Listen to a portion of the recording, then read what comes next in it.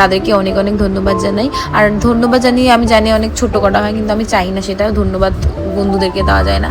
সেদিনকার খুব দেরি হয়ে গেছিলো রান্না বান্না করে ঠোটে, এই জন্য খুব দেরি হয়ে গেছিলো বলে একে রাগ করেছো তো তাদের জন্য আমি বলতে চাই এক্সট্রিমলি সরি। যাই হোক, এটা হচ্ছে আমার ফাইনাল এখনো হয়নি, একটু পরেই তোমরা দেখতেই পাবে। আমার দাদা আর ভাই মিলে সুন্দর বেলুন দিয়ে সাজিয়েছিল। আর এটা হচ্ছে আমার একটু মিষ্টি লুক।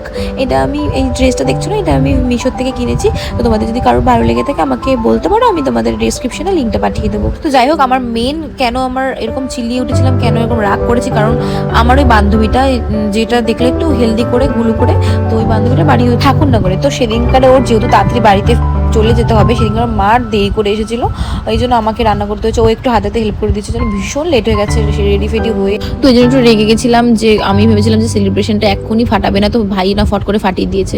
তো ওই জন্য বাবা মায়ের মুখটা একটু কালো হয়েছিল, মানে একটু